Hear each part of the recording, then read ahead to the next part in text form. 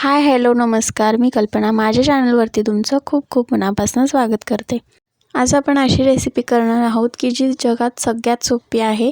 ना तुम्हाला पाकाचं टेन्शन आहे किंवा अगदी झटपट खूप जास्त असा टाईम लागत नाही. अगदी 5 ते 10 मिनटात तुम्ही बनवू शकता आणि एकदम मऊसूद होते की कडक झाली, चिवट झाली किंवा खूप अशी पातळ झाली किंवा आपण चिक्कीचाच गूळ लागतो त्यासाठी किंवा खूप अशी कडक झाली, असं कुठलंही टेन्शन न घेता अगदी झटपट 5 मिनटात तयार होणारी मस्त अशी तिळाची वडी करणार आहोत. तर चला रेसिपीला सुरुवात करूया.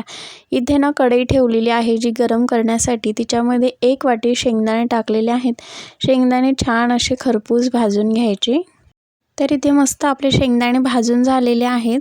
त्याला साल म्हणजे ना डाग येईपर्यंत आपल्याला ते व्यवस्थित भाजून घ्यायचे. जर कोणाला आवडत असतील तर सालासहितसुद्धा आपण वापरू शकतो, पण जर कोणाला काढायचे असतील साल तर ते साल निघेपर्यंत आपल्याला व्यवस्थित भाजून घ्यायचे.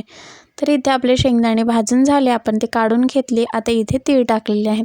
तीळसुद्धा अशी छान, आता तीळ बऱ्यापैकी ना, तर इथे आपले तीळ ना व्यवस्थित असे तडतड वाजत आहेत. तर असे झाले की तीळ काढून घ्यायचे, जेणेकरून ते जास्त करपतसुद्धा नाहीत आणि कच्चेसुद्धा राहत नाहीत. ही प्रोसेस तुम्ही नक्की लक्षात ठेवू शकता. छान असे तडतडले लगेच काढून घ्यायचे, म्हणजे ते कळतात की भाजले असं. तर इथे छान आपले तीळ भाजलेले आहेत, तर ते आपण काढून घेऊया. तुम्ही बघू शकता मस्त असे तडतड भाजून झालेले आहेत. तर आता इथे एक मिक्सरचं भांडं घेतलं. आपण शेंगदाणे भाजून घेतले आणि नंतर तीळ भाजून घेतले. तर तीळ भाजेपर्यंत शेंगदाणे आपले व्यवस्थित थंड झालेले आहेत. आता तुम्ही साल काढू शकता किंवा नाही काढली ना तरीसुद्धा चालेल. तर इथे छान असं आपण जसं कूट करून घेतो भाजीला वगैरे टाकण्यासाठी, त्या पद्धतीने करून घ्यायचं.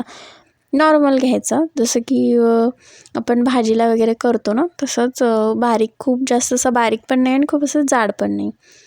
आणि इथे जे आपण तीळ घेतले होते मिक्सरच्या भांड्यामध्ये, ते तीळसुद्धा फिरवून घेतलेले आहेत. पण तीळ फिरवताना ना पल्स मोडमध्ये फिरवायचे, एकदम फिरवायचे नाही, कारण ना त्याला तेल सुटू शकतं. त्यामुळे पल्स मोडमध्ये फिरवून घ्यायचे. आता आपण त्याच कढईमध्ये तूप गरम करण्यासाठी ठेवलेलं आहे. आता छान तूप वितळलं की त्याच्यामध्ये आपल्याला 2 वाट्या गूळ घालायचा आहे. तर हा गूळ ना नॉर्मल आहे, जसं की साधारण कोणत्याही किराणा दुकानावरती भेटून जातो. तर इथे आपण चिक्कीचा गूळ वापरलेला नाही, त्यामुळे कडक किंवा असे म्हणजे पातळ होण्याचं तेही टेन्शन नाही. तर इथे आपण आणि एक म्हणजे तर पाकाचं सुद्धा आपल्याला इथे टेन्शन नाही. आता इथे आपण तूप टाकलं, 1-1.5 चम्मच, 2 वाट्या गूळ टाकलेला आहे. तर तुम्हाला जर वाटलं ना की हे मिश्रण जर खूप कधी आपल्याला गुळाचा पदार्थ म्हटलं की चुकतोच किंवा बऱ्यापैकी ज्याला जमत नाही त्याचा चुकतो. जरी चुकला, आपलं मिश्रण जर कोरडं पडलं ना, तर काय करायचं, परत 1 वाटी गूळ घ्यायचा आणि तो असा वितळून घ्यायचा. त्यात थोडंसं तुम्ही पाणीसुद्धा वापरू शकता आणि 1 वाटी साखर टाकायची आणि परत एक छान आपलं जसं की नाही का, जसं चिक्कीसाठी किंवा आपलं जे वडीसाठी मिश्रण लागतं ना, ते व्यवस्थित तयार होतं. पण हे मी कधी सांगितलं, जर आपलं मिश्रण कोरडं पडलं तर. तर इथे आपण 2 वाट्या गूळ वापरलेला आहे. तो आता गूळ आपल्याला पाक न करता फक्त वितळून घ्यायचा आहे. आता हे व्यवस्थित असं वितळला.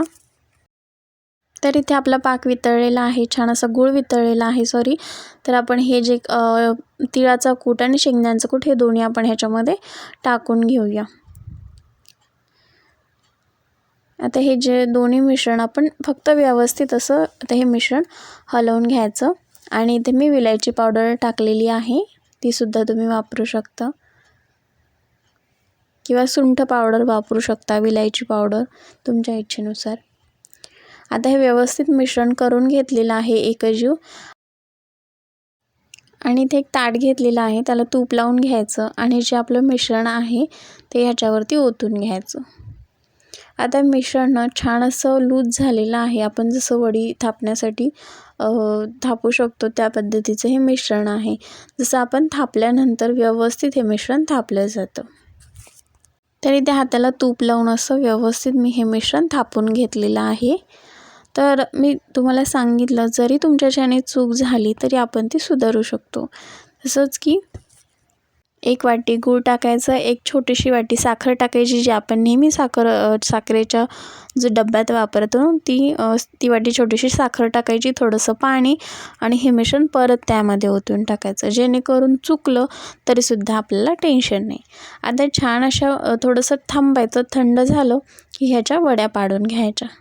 मस्त अशा वड्या होतात ह्याच्या, जसं की खूप चिकट नाही किंवा कडकसुद्धा होत नाही. आता आपण लाडू केले तिळाचे की बऱ्यापैकी जर आपण साधा गूळ वापरला ना की मिश्रण मात्र आपलं कोरडं पडतं, त्यासाठी चिकीचा गूळ लागतो.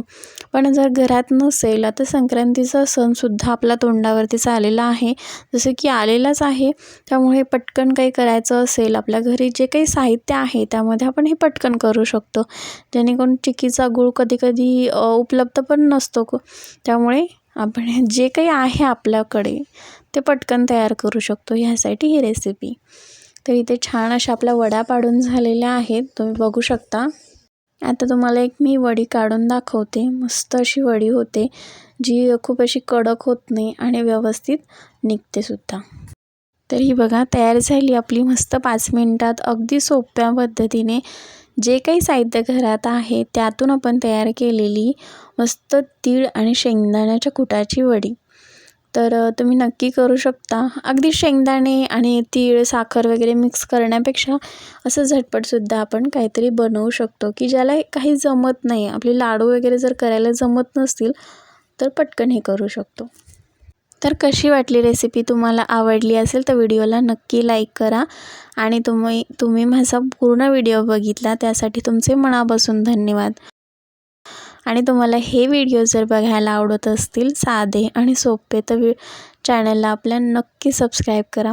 असंच भेटूया एका नवीन रेसिपीसोबत, जी नेहमीप्रमाणे साधी आणि सोपी असेल. आणि मकर संक्रांतीच्या खूप खूप शुभेच्छा.